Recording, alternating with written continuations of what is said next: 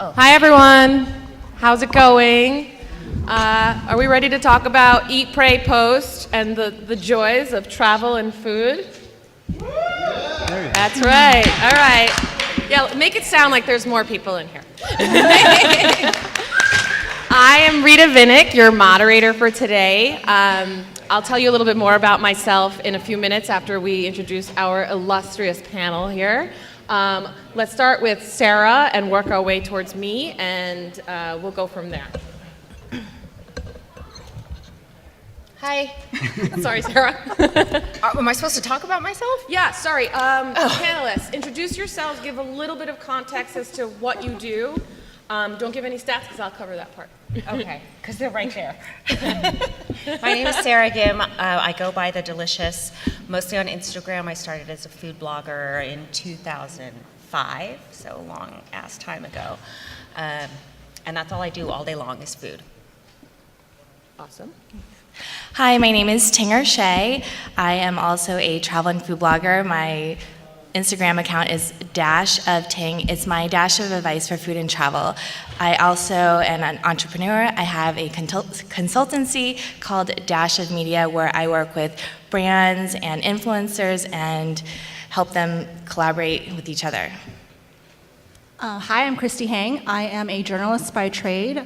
I've, in a past life, done red carpets for the Grammys and Oscars, and now I have done a lot of hard news with protests, getting tear gassed in Hong Kong, and also now I write about food and travel for places like Eater.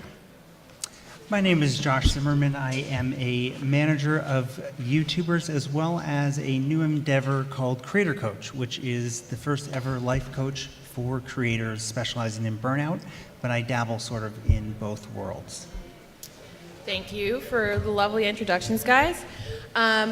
For myself, I work for a company called Creator IQ, which is a technology company that helps brands and agencies power their influencer marketing strategy. So basically, in short, the part of the equation that is on the other side of managing the Tingers and the Christies and Sarahs of the world, and also Josh's clients. So I want to actually, before getting into anything at all, give you guys a little bit of context. So I pulled some information for Creator IQ just to give you guys some stats behind every single person here, just to give you an idea that everyone comes from different contexts. You might be coming to the table asking for a formula, a go-to roadmap for success, and sometimes it's just not that easy and straightforward. So why don't we dive right in and start with Sarah Gim. Very impressive stats. My note here is that her content is mostly food porn, which it is. We'll show you that in a second. And she's got a whopping 219,000 followers, with mostly leaning female at 86% of her audience. And then her content is really beautifully arranged platters that are beautiful to the eye. I was actually fasting when I was doing research for you, Sarah, and it was very difficult. And then Christy Hang, you mentioned that you were in journalism beforehand. It's really important to note that journalists, OG influencers, that's where the authenticity and truth comes from. And if you're an influencer marketer, you might look at Christy and say, 12.2 thousand followers, not sure about her, I don't know if she's good for my campaign, whatever. But actually for an influencer her size at a 1.05 engagement rate, that's actually pretty solid. And then when you look under the tip of the iceberg, you see that Christy has a lot to offer as an influencer in general.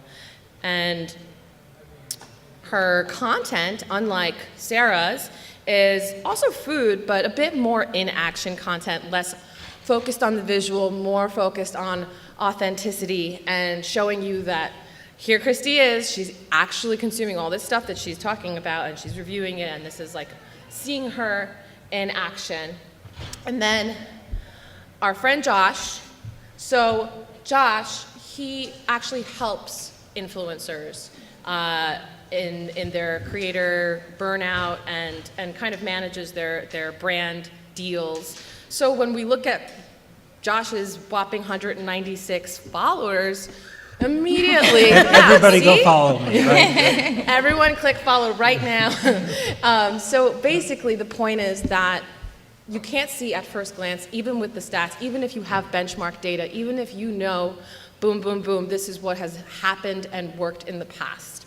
And then finally, and we have some of Josh's posts here with some of his clients. Sorry, forgot to mention that Josh's clients have more than multiple millions of followers, subscribers, and viewers. So that is the other side of, you know, a small following and maybe not necessarily focusing on his own business, but also having this behemoth of an iceberg under the picture that you're seeing now. And then last but not least, Ting, who is also very impressive, 161.9 thousand followers, fairly evenly split amongst men and women. And she also has really engaging content. Actually, Ting, you're the one that I would really follow around and like wish to be like. You go to all these beautiful places. I watch videos of you having an amazing time, scuba diving, doing crazy things. Immediately I go to kayak, start searching my own vacation. So super effective. But at the same time, maybe if I were an influencer marketing manager, I might look at your 0.23% engagement rate and say, I'm not sure. So the point of what we're just talking about is these are not a set of 4 influencers that are good or bad with good or bad statistics. They're 4 different business models. And that's really what we're gonna use as a jump off point. I'm just gonna unplug this real quick before we jump in. Pardon? Yes, because these guys are mostly focused on Instagram. Absolutely, thanks for the question. Okay. All right. And so before we get into everything else and asking the questions, I want to get to know the audience a little bit and understand who we're talking to today. So raise your hand if you're an aspiring or current creator. Cool, okay, okay. Who here is from the brand side? Okay, nobody, almost nobody. Who here is just trying to be entertained by some kind of scenes or some kind of behind the scenes dirt? All right, Eugen. Who here is from the tech world or from the influencer marketing world? Awesome, awesome. Okay, so mostly we have creators here and people here trying to get entertained, so that's great. So like we found out, no matter what, there's always some context to be had. So why don't we dive in and talk about the first question. So the original prompt is that what does one need to do to become a travel or a food influencer? I want everyone to answer this question, but I think we should start with Christy because she's got that OG influencer background in the journalism sphere. And I really want to ask, what kind of brands, given the stats that we all just heard, and what businesses are the types that work with you and feed your influencer revenue stream? And how do you temper authenticity while earning brand money? I mean, influencer marketing, much like journalism, is based on trust, based on truth. And there's a very fine line to walk between taking brand money and broadcasting to your fans who are originally saying, hey, Christy, I trust you. So go for it. Gosh, that's a lot. You're like, oh no. I think to your point, maybe my followers, I'd consider myself more of a micro-influencer. It's not that many followers compared to all these other people here, except for you. Except for me. Except for you. Except for you. But I think it goes hand in hand because I can pull in millions of views on media outlets. And this happens to be just another venue that I'm able to make a little bit of money off of. And then to the authenticity question, when you start, you can't start because you want to make a lot of money. You have to start because it's something you want to do. And you can't expect to make a revenue off of it. If you're enjoying what you're doing, you actually like going to places that you talk about, you'll have those people that are following you. The people who want to reach out to you also are fans of your work, fans of what you do and your brand, and that automatically goes hand in hand.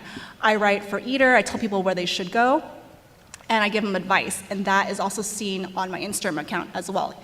So I think even if you have, let's say, 500 followers, if every single one of those 500 followers goes to where you suggest, that is more than people who might have 500,000 followers and they're just posting a cute picture of themselves in front of a restaurant and they probably didn't even eat the food that they're posting. So that means more to me, whether if I'm a owner of a company, owner of a restaurant, than it does for people who just like to call these influencers in and take cute pictures in front of food. It just means a lot more. Christy, I just have to say that as a manager, from the manager side, I really take issue with people saying that they're micro-influencers. You're not. You are an influencer. Because no matter how, just like you said, no matter how big your people, how big your following is, it's about how many people you affect, right? And so if you're able to have 500 people show up, well, that changes the economy of the business, the restaurant, wherever you're going. So whenever someone says that they're a micro-influencer, I always want to lean in and go, well, what do you mean by that? Because everybody's a influencer of some sort. It's just the magnitude. And those numbers that you saw up there are, in a lot of ways, vanity numbers, and I may be taking over for you on this, but You're 100% on point. I will say, when you guys saw that I have 197, there should be more now. You're inflating that, Josh. You're inflating. All right, that I've actually helped over 1.7 billion people get views. So the talent that I work with, if you amass all the views that they've had, it's over 1.7 billion. So you may see 197 followers, which is fine. That's more than I need. But my goal is to get to those bigger numbers. So tip of the iceberg. And I think it also helps knowing what you're talking about. People can really see through the fakeness.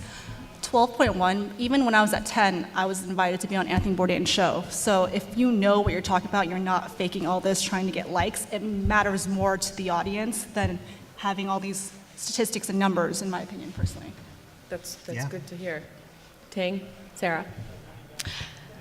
Yeah, so I definitely agree with them in terms of engagement. One of the things that I always advise brands is, don't just look at the views, don't just look at the likes, because to be honest, you can buy them, you can do ad spend against them. You want to look at the comments as well. Usually if the comments just show hearts or like, oh, this is awesome, those are not real engaging comments. You want to make sure that the comments say like, hey, like, where can I find this product? This is something I want to eat, and just asking questions. And you also want to make sure that the content creator is also engaging in a dialogue with their followers, like asking them like, hey, would you try this, to kind of push, or highly encourage their followers to try the restaurant, try the product, go to a certain location.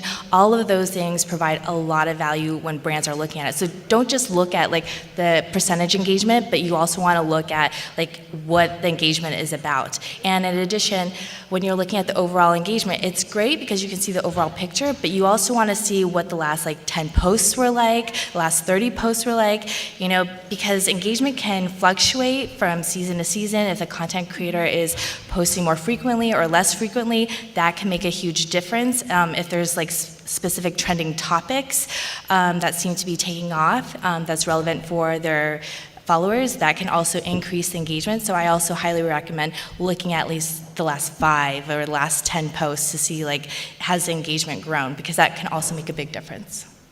And what kind of brands normally approach you and Sarah? Is there a common denominator? Is there a brand, like the type of brands that you notice approach you? Is there some trend? Do you go first? Mostly food brands approach me because it's food and I'm cooking. Restaurants approach me too. That kind of fits in. But cars have approached me. Anything that's lifestyle oriented. And I've approached brands that don't necessarily fit in with my brand, but I like them. They may not be food, but I want to work with them. So, Ferrari. That speaks to the authenticity I would love that it we're referring if to. I worked with Ferrari. Yeah.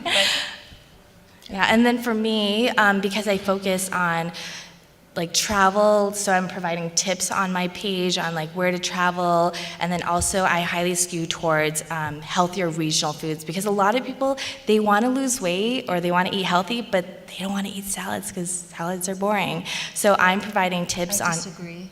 Okay, Salads it depends. are not boring. For me, I think that the traditional salads can be boring. If you look at her Instagram, maybe not so boring. The way that I make salads, probably boring. So I show people how to eat regional foods that are healthier. It could be like vegetarian, it could be keto, it could be all different types of ways to eat healthier. And I provide those suggestions for my audience, and that's what they resonate with. So the brands that I work with skew towards like the healthier elements. So I typically don't work with fast food restaurants. I work with like healthy brands like shirataki noodles that are low-carb noodles, or I work with the different tourism boards. For example, I just was on a tour with the Norwegian Tourism Board to showcase their regional foods of like seafood, reindeer. So I work with a lot of those types of brands. Very cool. Yeah, Okay. Thank you. Thank you guys for some great answers. Josh, did you have a chance to answer? I'm good. Yeah, okay. I'm like blanking. All right. So another part of the conversation we want to open up, and Sarah touched on that, kind of approaching the brands versus getting approached by the brand. The original prompt is, pardon? Oh, okay. How to pitch yourself to relevant brands for opportunities and how to select which brands are good fit for your content. I think that the conversation spans a little beyond that now that creators are savvy, brands are savvy, and everyone's approaching each other. And we also know that in 2020, 65% of influencer marketing managers are increasing their budget for influencer marketing. So this has now become, okay, who is pitching to you? Who are you pitching to yourself? What is the time split between you needing to pitch yourself to other brands versus them hunting you down and trying to get you to promote their products? We can start with Sarah.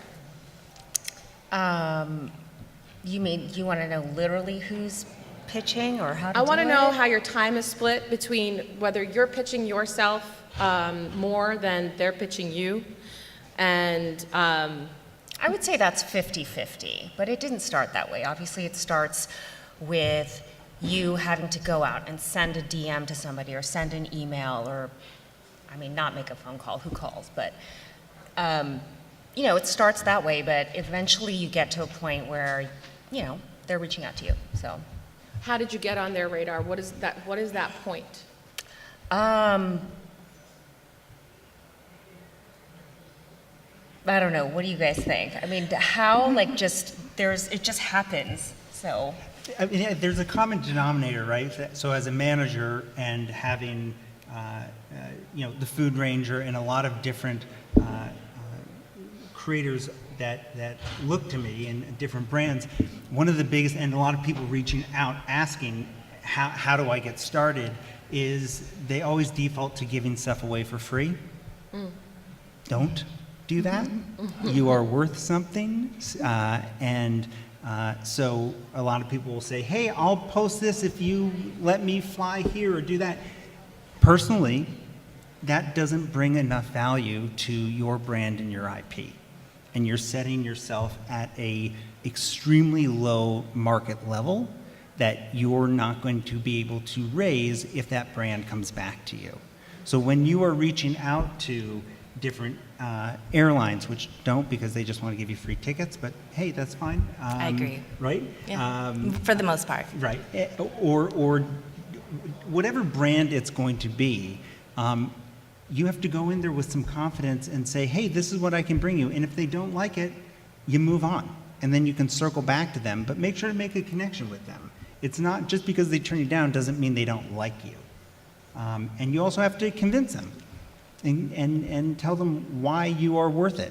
But also, let them see it for themselves. And don't let them say that your numbers are too small to create an impact. And I think just to push back on you a little bit and Go for it. provide a bit of context on the other side, on the brand things, on the brand side of things, yes, you are setting the bar very low, but on the other side of the fence is the brand. Let's say the brand is small and they're hoping to scale their strategy. Oftentimes, before budget for influencer marketing comes in, they're only play card is to hand you some free merch. And so the Manscapes and the Brooklinens and the small companies of the world are now using technology to be like, all right, let's aggregate everyone who has less than X amount of followers, and they're approaching those people with free product. Do you think that that's Hopefully a they don't no-no? approach any of my clients. Oh, well, that's His clients are in the millions, so they're definitely not going to give him. No, I think product the important thing is that if you, as the creator, or like the product, then do what you feel is right, because this is your life, this is your brand, and again, your IP. So if you like it, and you believe in the company, and you believe that they have a good mission statement, and that you want to align yourself, then by all means, hop on board. But there are creators who have seen that, and when I say creators, I mean business-wise. Everyone up here is a CEO, right? They have their own business, and everyone in the audience that has this mindset. So if you look at this as a strategic partnership, and you go, okay, well, they don't have money right now, but, and I've known creators go, well, you may not be able to afford me, but I bet you can afford to give me 5% of your company. Wow. And some places do. Who? Right? So there is that balance of thinking about, okay, how do I get creative with, instead of just, unless it's some brand that you just absolutely love, then go for it. But realize that as you grow, you need to command more of a presence. But by no means, please know, by no means am I saying you love a brand, turn it down. Absolutely not. If you really believe in it and you want to partner with them and you see a long-term investment with them, not just a one-off deal, go for it. And I just want to add to this Yes. conversation. So taking a step back, you guys are probably wondering, how do I even get started, right? So let's say you've already amassed 1,000 followers and you have at least, 1%, 5% engagement, hopefully 10% engagement, and you don't know where to start, you don't know how to reach out to brands. There are a ton of platforms that you can start signing up for. I want to say if you're under 10,000 or less, Heartbeat is one platform that you can enroll in. If you're over 10,000, maybe you're around like 30,000, 50,000, there's like Aspire IQ, there's a ton of different ones that you can sign up for. So it kind of makes things a little bit easier. So if you're like a little bit nervous to approach a brand yet, but you want to start working with brands, that's a way to collaborate with brands that align with your page. So, and then when you decide you have the courage to reach out to brands, which I think you should all reach out to brands regardless, especially if you're passionate about it, DM them, email them. If they don't get back to you, that's okay. You can reach out to them again, or you can find other brands that are similar. So don't be afraid, because you're gonna get rejected, and that's just part of the process. But don't take it as a discouragement, because you can only imagine that they get a lot of messages from either other creators, or maybe timing is not right, maybe they don't have budget and you're big enough to ask for budget. So there's all different types of reasons why brands don't get back to you, but keep going, keep searching, and again, do not be afraid to get rejected, because eventually someone will say yes. And trust me, I get rejected a lot, so but it's okay. And I work with a lot of brands, and big brands as well, so. Ting, where was the turning point for you between needing to pitch yourself to a brand versus starting to see the ROI of your efforts and seeing them approach you? Well, I can't speak on behalf of the other creators, but for me, I have a different background. I have 11 years of digital advertising experience. The biggest company I worked for was MySpace. So I have the technical aspect of running these types of campaigns. In addition, I did sales. So for me, I already have the technical background of how to pitch pitch myself, my own brand, to these brands. So I want to say starting around 5,000, 10,000 followers, and about I started blogging after I think about 6 or 8 months. I was very fortunate where I was asked to host Tastemade shows. And guess what? A lot of brands want to be associated with Tastemade. So where I couldn't really pitch my platform with my 5 or 10,000 followers, I could pitch Tastemade's platform, who had 500,000 followers, and it was a Facebook Live show when Facebook Live was a big push and big initiative. And because I was hosting, I was able to integrate a lot of brands organically within the platforms of talking about food, about talking about travel. So I was, it's a different story, but I was very fortunate, and I saw this opportunity where I could collaborate with brands and ask for money to be part of this program. Another great platform, tiny sponsor. Just wanted to throw that out there. In case you Right, weren't aware of it yet. Just in case you didn't know. And also, and not for nothing, Creator IQ also on the other side, not that you can reach out to brands from the platform, but it actually makes everyone who has more than 5,000 followers accessible to the brands, because the brands are starting to realize, okay, micro and nano, sorry you don't like those words, but those are now really relevant to the grand scheme of things, and people might be putting together a bunch of nanos and micros and sprinkling some macros on top. And the game and the name of the game changes with time. And Christy, Yes. I want to hear a little bit about your path and how things changed, and if they did, in terms of pitching or receiving pitches. Okay, I think, how did things change? I was definitely pitching myself, but I think for the most part, I was doing my own thing, writing, because I was in a hard news background. And I think I knew my area, my niche really, really well. And then people started coming to me to write. But I think people are always assuming that you can just wake up one day and be an influencer. And I know people have normal jobs, but I think while you're in your normal job, you can find opportunities to be doing this on the side. If your work sends you traveling all the time, you can be creating content on the side, and that can make for a really good content for your own self, and eventually build that up while you have a real paying job. Don't just quit your job and hope, that you get a sugar daddy or something, or get a sugar daddy and do this on the side. But you have to pay bills. Don't just think this is going to happen, right? But I think it's really, for me, it came down to being a good host, using what I knew from my master's, and also being a good writer. And that was able to get me on multiple TV shows. That was able to get me doing my own pilots, being viral on a couple platforms. And once people saw that I was able to write good content that was different from what other people were doing, like your typical blogger might just do a couple captions, they weren't really writing detailed reviews of what you should and should not do, then I was approached by all these tourism boards. And I don't think I've pitched myself for a very long time. For the last couple years, I've been approached over and over by different tourism boards. In the last year, I think I've been to Hawaii for free 5 times. What? All at 4 season stays and all these 5-star resorts, and everything has been completely paid for, and I have not reached out to anyone. After you get that first initial contact, if you show them you can do a really good job, it's amazing how small the PR world is, and everyone knows everyone. So, and also that also goes for if you're terrible, everyone also knows everyone. So you do a good job, you stand by your work, and people talk, and you can show them, like, this is what I've done for other places if you do decide to pitch. But just doing a good job on your own, people talk, people share your stuff, and I don't know how many trips I've taken for free now, but everything's been all-inclusive, and I've been able to create content for myself, use it for my eater writing, use it for my travel writing, get paid on both ends, and stay at really great places.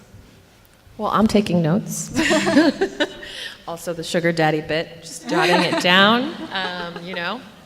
Don't quit your jobs unless you have a sugar daddy. All right, so I was going to ask what advice you guys have to give to new influencers, but I think you guys have covered that, especially with that sugar daddy bit. So we'll move on.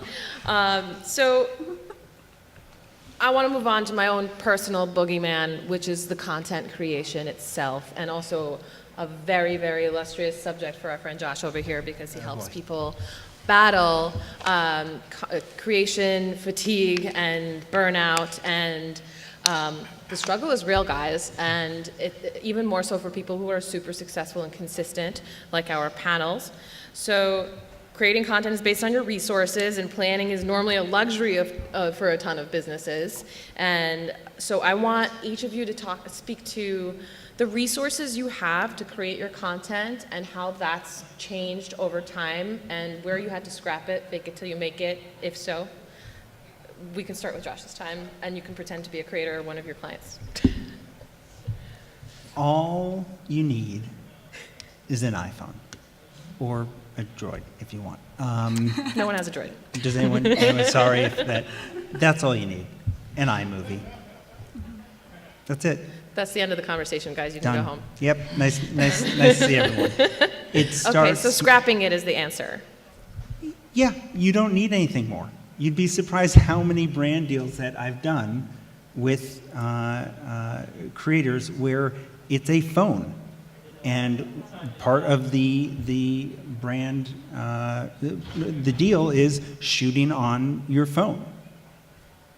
We got paid a lot of money to shoot on your phone and integrate it into a YouTube video and saying, look how great the quality is, because it's the same as the DSLR that I'm shooting on.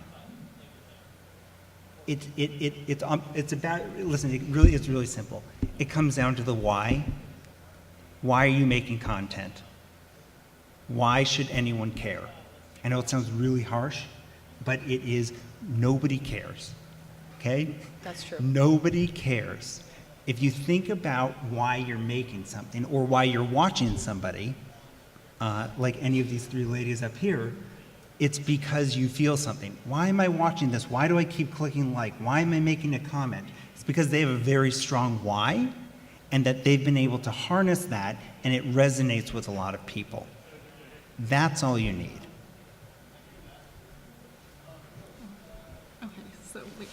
I guess to add to that, having a good bunch of creator friends also helps. I don't expect to get paid for every single post.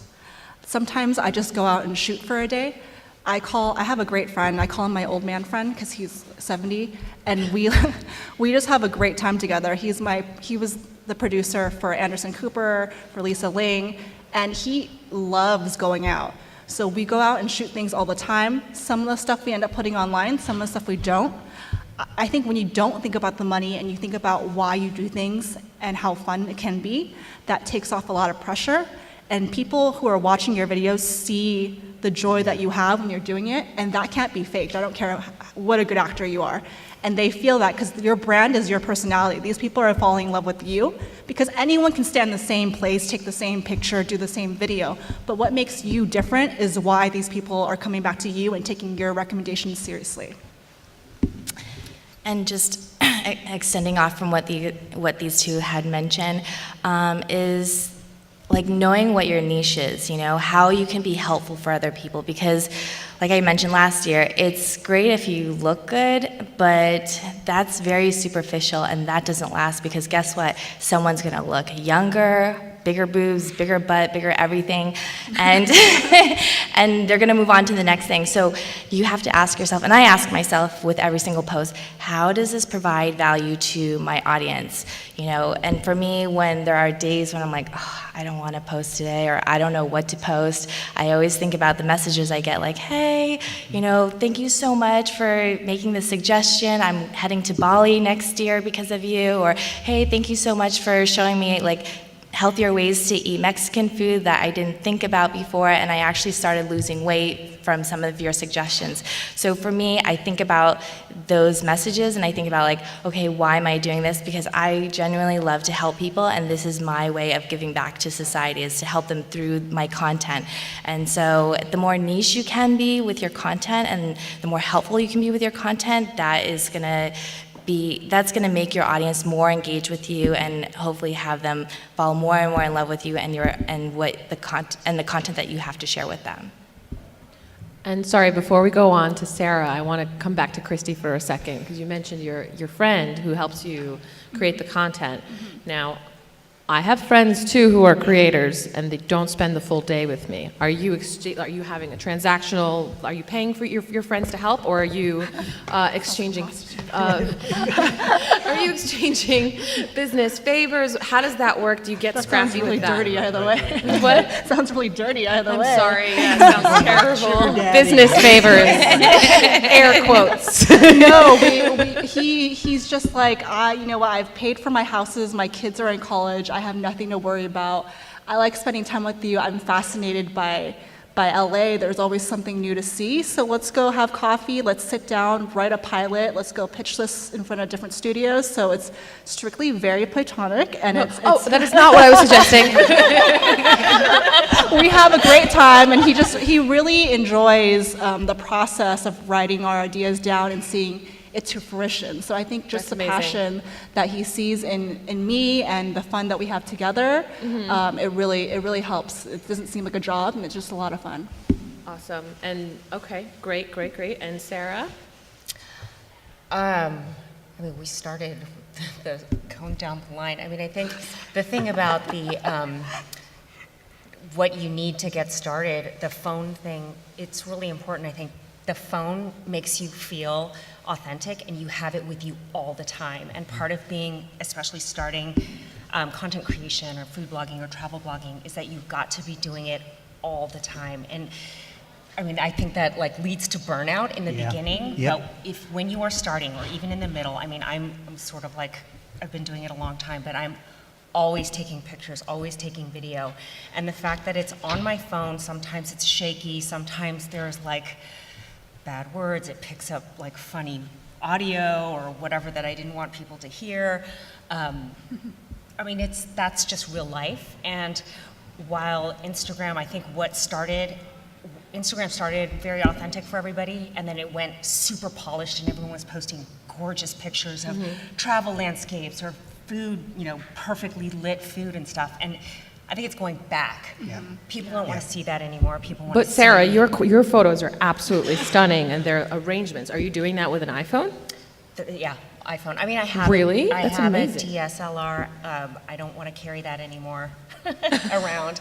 So yeah, I mean, I also got like a new phone. So The 11 this really one just- is like a great one, worth the investment. If you're creating content, it's worth it. But I think yeah. the big thing is that Sarah's, she's never been the what you've put out there, the brand that you've put out there is of beautiful food, right? It is, you've stayed true to what you want to do, right? So that Instagram going from highly curated back to gritty, it really is not going to matter to a brand like yours, which is constant. You're not faking anything, Right. It's not some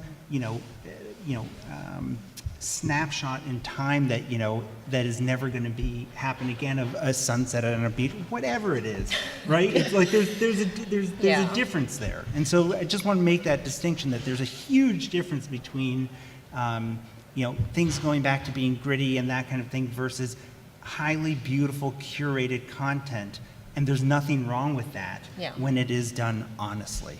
And also because Instagram is always changing and the whole landscape's always changing, there are new tools. I mean, I keep my regular feed pretty polished, but maybe you're using other platforms, or you're using stories to be super authentic. I mean, other people are using stories and creating very polished like dramas and stories. Interesting. But you just kind of do what works for you. So yeah. Perfect. Thank you. And I think you made a really good point with the new iPhone. I was just talking about this the other day, how I really don't understand how the camera business is going to make money now, and I don't know how photographers are going to do it, because I really just need an iPhone 11 now. But just to get to our last discussion point, really eager to get into this, but let's make it a little quick, because we got to get to Q&A. So Josh. Yeah. Your work is with preventing burnout. Yeah.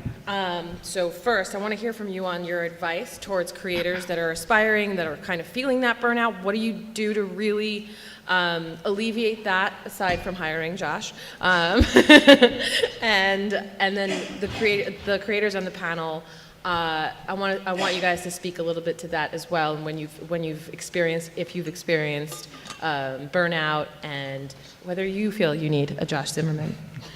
Thank you. Listen, you're all going to experience burnout. if you haven't already. I don't care what kind of job, all of you. I don't care what kind of job you have. It is all about maintenance, right? Identifying when you're starting to feel run down, when you're starting to not want to really post. And what you said was really great, which was that you started reading those comments. That brought back that why and that energy. So taking a step back, taking a moment, it's okay to take a break. Everyone's scared to take a break. It's okay. And reassess, because it's not going to be fun if you don't. So that's my little snippet. Thank you, Josh. Ladies? I'm fortunate enough to not have to rely on Instagram for my entire income, so I'm glad that I'm able to just do my journalism thing and not worry about it. But for the Instagram side of things, I don't want to completely disappear either. So every single day, I'm always taking videos, always taking pictures, and I just post old things to make people think that I'm still alive and doing well. So that's what I do. That's what I do while I go get my facial and Korean spa. And It's how we chill check out. Christy's Yeah. pulse. That's good. That's good. All right, Ting? Okay, so I have a secret to tell you. When you look at my Instagram stories, sometimes I may or may not be in the location that I post that I am at. So for instance, when I was in Norway for about 4 days, maybe 5 days, and I had so much content over that short period of time, I actually extended my stories out for about almost 2 weeks. So you're probably thinking like, man, she is on a very long trip in Norway. Actually, I'm not. But what I am doing is during that time period where I'm posting those stories, about maybe 5 to 10 stories a day, because that's the max amount of attention span I personally have, and I think a lot of other people do as well. What I do is during that time period is when I'm working, when I'm creating content, and also I have my consultancy side where I help other influencers or brands connect together, or brands and brands connect together. And so during that time period, while I'm posting that, it gives me some time to work on other projects that are also important for me.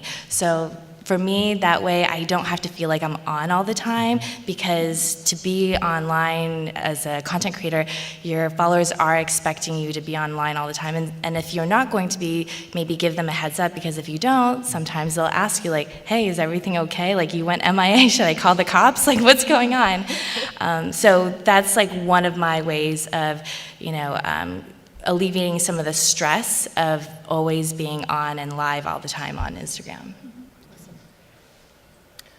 I feel burnt out every day. Like at the end of the day, I'm Struggle like, I is answered real. too many comments, and I had to read every single one. But I think that the batch creation of content helps, and I'm starting to do that a lot more. I mean, this is something that I have taken a very long time to figure out. But you can create a lot of content all at once and then just use it later. Like tomorrow, I'm going to create a bunch of content for the holidays and hopefully not have to do anything for like a day.